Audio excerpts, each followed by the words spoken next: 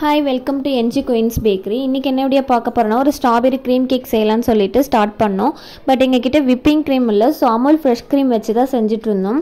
இது ரொம்பவே சொதப்பல் ஆகிடுச்சு. ஸோ நெக்ஸ்ட்டு ஒன்று ட்ரை பண்ணோம். அதோட அவுட்புட் வேறு லெவலாக இருந்தது. நாங்களே எதிர்பார்க்கவே இல்லை. இந்த வீடியோவில் அட்டாச் பண்ணியிருக்கேன், ஸ்கிப் பண்ணாமல் பாருங்கள். ஸோ இப்போ வாங்க வீடியோக்குள்ளே போகலாம். ஃபர்ஸ்ட் வந்துட்டு ஸ்ட்ராபெரி கேக் ஸ்பாஞ்சு செய்யறதுக்காக அதுக்கு உண்டான ட்ரை இன்க்ரீடியன்ஸ்லாம் பார்க்கலாம். 1/2 கப் மைதா, 1/2 teaspoon baking powder, 1/4 teaspoon baking soda சேர்த்து நல்லா ஜலிச்சு எடுத்துகிட்டு மிக்ஸ் பண்ணி வச்சுக்கலாம்.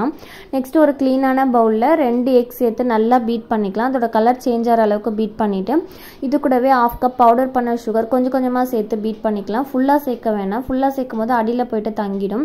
ஸோ சுகர் கரையிற அளவுக்கு நல்லா மிக்ஸ் பண்ணி எடுத்துகிட்டு இது கூடவே 1/2 டீஸ்பூன் வெனிலா எசன்ஸ் சேர்த்து மிக்ஸ் பண்ணிக்கலாம்.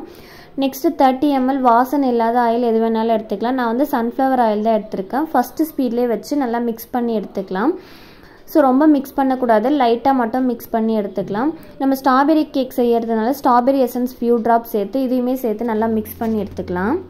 நெக்ஸ்ட்டு நம்ம ஜலிச்சு வச்சுருக்கோம்ல ட்ரை இன்க்ரீடியன்ஸு, அது கொஞ்சம் கொஞ்சமாக சேர்த்து ஒரு ஸ்பேட்சில் வச்சு கட் அண்ட் ஃபோல்டர் மெத்தடில் மிக்ஸ் பண்ணிக்கலாம்.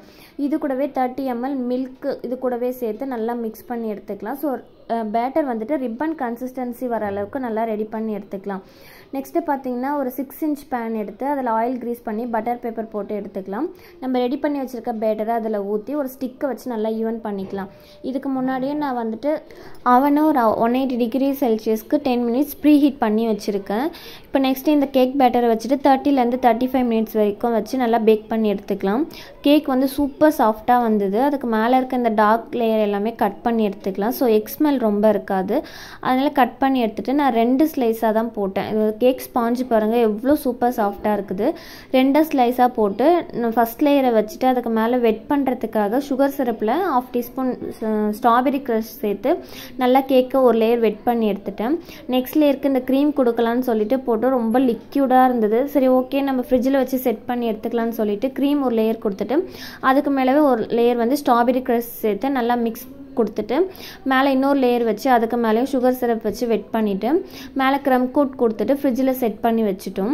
நெக்ஸ்ட் இந்த பேலன்ஸ் இருக்கிற க்ரீமும் சேர்த்து ஃப்ரீசரில் வச்சுட்டோம். ஸோ ரொம்ப திக்காக வரும்னு சொல்லிட்டு ஃப்ரீசரில் வச்சுட்டு நெக்ஸ்ட்டு ஐசிங் பண்ணலான்னு சொல்லிட்டு ஸ்டார்ட் பண்ணோம். அது வந்து மெல்ட் ஆகிட்டே இருந்தது. ஸோ இது வந்து செட் ஆகாதுன்னு சொல்லிட்டு நீங்களே பாருங்கள் வீடியோவில் அப்படியே மெல்ட் ஆகி லிக்விட் கன்சிஸ்டன்சியில் ஆகிடுச்சு. நெக்ஸ்ட் என்ன பண்ணோம், ஒரு பீஸ் மட்டும் கட் பண்ணி எடுத்துகிட்டு ஸ்ட்ராபெரி ட்ரெஸ்லெச்சஸ் கேக் செய்யலாம் அப்படின்னு சொல்லிட்டு தான் ஸ்டார்ட் பண்ணோம். இது வந்து சூப்பராக வந்தது இதோட அவுட்புட்டு. அந்த ட்ரெஸ்லெச்சஸ் கேக் செய்யறதுக்கு 1/2 cup milk, 1 tablespoon condensed milk, 1 tablespoon fresh cream சேர்த்து மிக்ஸ் பண்ணிட்டோம். இது கூடவே ஸ்ட்ராபெரி எசன்ஸ் இருக்குல்ல அதை ஒரு ஃபியூ ட்ராப் சேர்த்து நல்லா மிக்ஸ் பண்ணி எடுத்துக்கலாம். இப்போ நம்ம கட் பண்ணி வச்சுருக்கோம்ல அந்த கேக் ஸ்பாஞ்சு, அந்த ஒரு பீஸில் இதை மில்க்கை வச்சு நல்லா வெட் பண்ணி எடுத்துகிட்டு இதுக்கு மேலே வந்து ஸ்ட்ராபெரி க்ரஷ்ஷு, ஒரு ரோஸ் பெட்டல்ஸு, நெக்ஸ்ட்டு பிஸ்தா வந்து கட் பண்ணி வச்சுருக்கேன். அதை எல்லாமே போட்டு ஒரு பீஸ் கட் பண்ணி சாப்பிட்டு பார்த்தோம், வேறு லெவலாக இருந்தது. நிஜமாகவே நீங்களுமே ட்ரை பண்ணி பாருங்கள், டேஸ்ட்டு சூப்பராக இருக்கும். ஸோ இந்த வீடியோ பிடிச்சிருந்தா லைக் பண்ணுங்கள். நம்ம நெக்ஸ்ட் வீடியோவில் பார்க்கலாம். பாய்.